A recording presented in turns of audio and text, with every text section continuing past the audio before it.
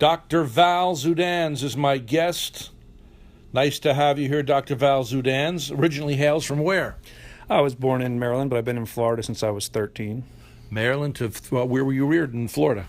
I went to Palm Beach Gardens High School, and then I spent 8 years at University of Florida in Gainesville, college and medical school.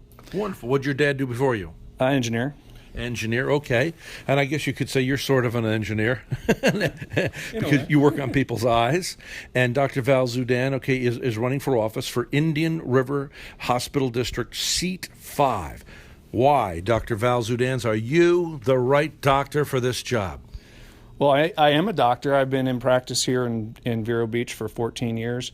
And my wife and I came here after my residency in ophthalmology, and we've just been a part of the community, and we really love it here. It's the best place in the world to live. We have 4 children we're raising here. 4? Yeah. Oh, really? What are their ages? I have a 19-year-old, a 17-year-old, a 15-year-old, and an 11-year-old. You look like you're only 30 yourself. It's that long hair. It gives you that younger look, man. Yeah. I seem to be getting older. You seem to be staying the same age. What's the secret?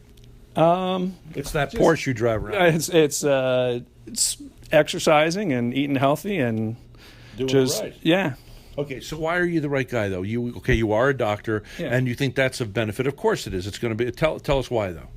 Well, I have experience as the president of the County Medical Society, and I get to know a lot of the doctors. I get to talk to the people. I know what the situation is going on in the hospital, and I have experience with running a private practice where we have 50 employees and a surgery center, and just understand the finances and economics of healthcare that I'm bringing to a position. This is a very important position. Our hospital district owns our hospital and has a duty to the taxpayers to make sure that this is a well-run business, make sure that it's clinically good.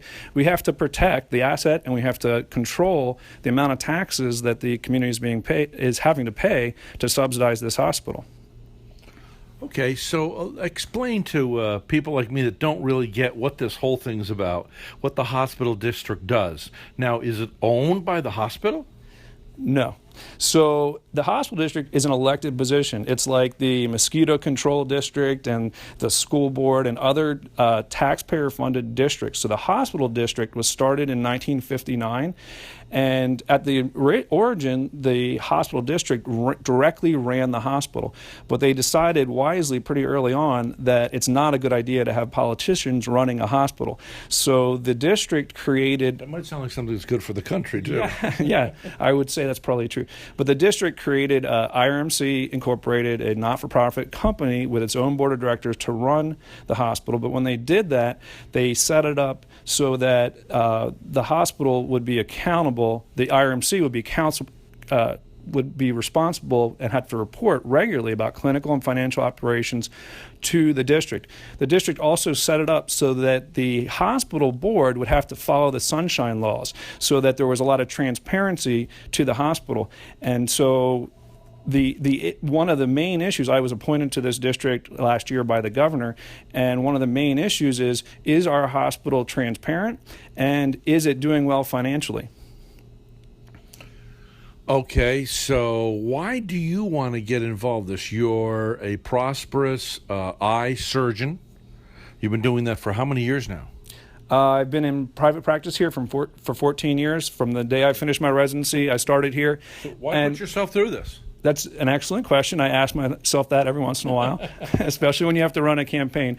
But the answer is it's not a paid position. I don't get paid to do this. It's a volunteer work. But I want our hospital and our community deserves to have a hospital like the Mayo Clinic, based on what the taxpayers have been paying to this hospital, based on what the foundation is putting into this hospital. This hospital should be the best hospital in the state of Florida. And there is still room for improvement. Well, if you can pull that off, I'll be singing your praises. Well, I would love to see that happen, and I think the way that it happens is increasing the transparency, making the public more aware of what is going on, how is this hospital doing. A lot of people don't realize that we have hospitals, for-profit hospitals in our community, up in Sebastian, down in St. Lucie County, that are making tens of millions of dollars every year without taxpayer support, without foundations that are very generous. We have one of the best foundations in the state, and our hospital can barely break even even though the taxpayers are paying $7 to $8 million to the year to reimburse indigent care, and also and they're not paying any taxes, they're not paying any rent. There's a lease between the district and the hospital, but the lease, at one point in the past, they were paying rent when there were bonds still outstanding on the hospital, but those have all been paid off. And so now the hospital is getting a building and a facility rent-free, and yet they still can't do what these other area hospitals are able to do financially. Now, you were appointed to the hospital district by the Florida governor? That is correct. So I was... So you're an incumbent right now? I am an incumbent. I'm running for re-election. So what happened was I was at the end of my term as the County Medical Society president, and when there was a vacancy about a year ago, and when there's a vacancy, because it's an elected position, the replacement has to be appointed by the governor.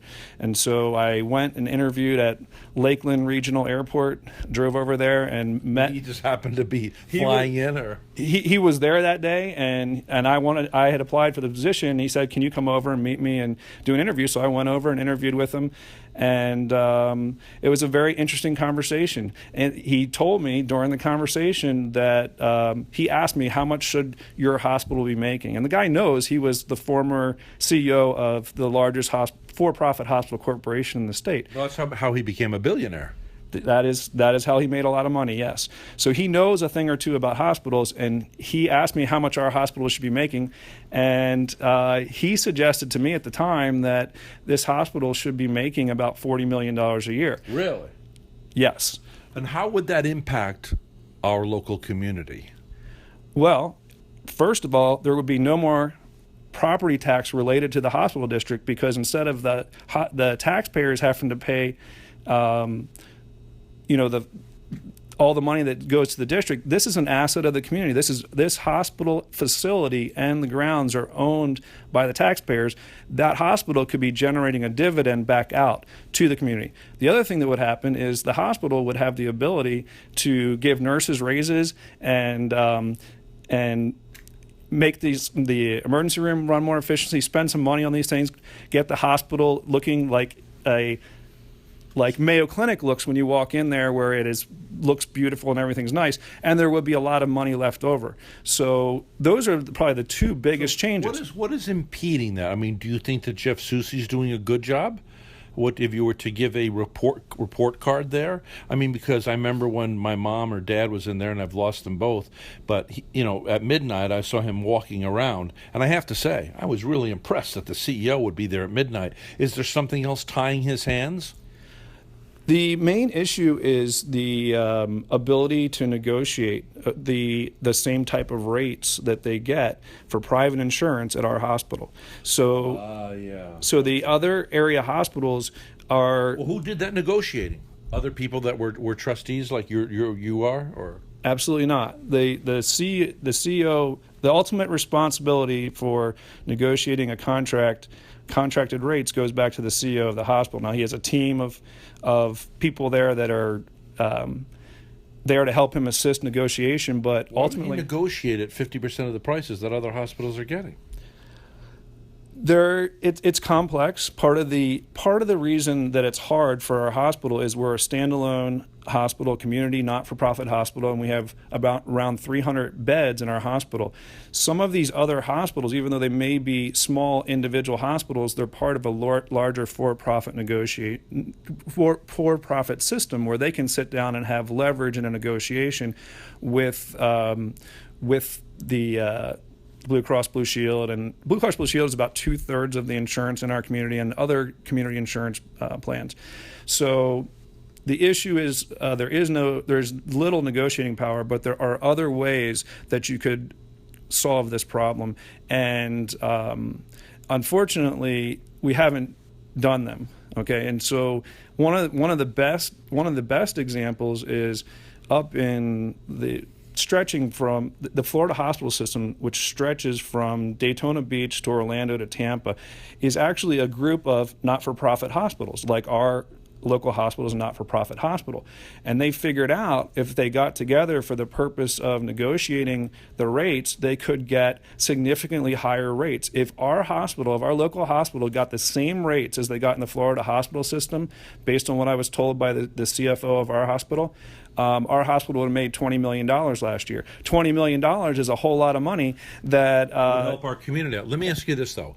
People are going to ask me, okay, ask the hard question. Okay, the hard question is, are you going to benefit financially from this at all? Because your eye clinic is totally separate from the hospital, right? You're divorced. I don't know, unless you have, what is it called, privileges? Or the practice of ophthalmology is not an inpatient-based practice. So I don't do any work over at the hospital. I'm communicating with the doctors and nurses and people over there. So there's no way you're going to be impacted financially? No, actually, if anything, if they are successful, it will harm me personally because our practice is paying these Blue Cross Blue Shield rates in town, and if for some reason Blue Cross Blue Shield rates, if they negotiate better contracts with Blue Cross Blue Shield, my insurance cost for my 50 employees will actually go up.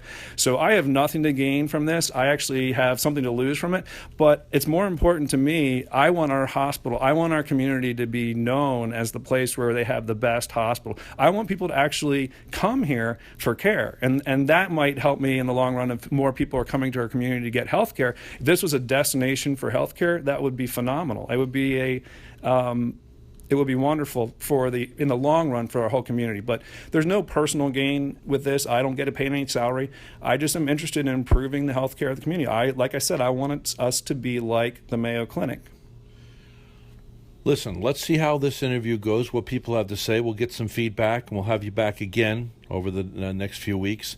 He's Dr. Val Zudans. He is running for Indian River Hospital District, Seat 5. He is the incumbent.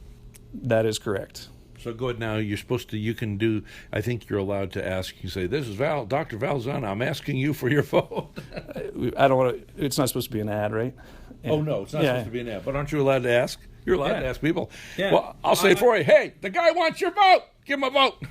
Sounds good to me. All right. We got to take a break. This is the mayor of the airwaves. If you want to respond to the interview you've heard, please feel free to contact me, Radio Rhett at AOL.com, Radio, R-H-E-T-T, at AOL.com. Hey, who loves you, baby?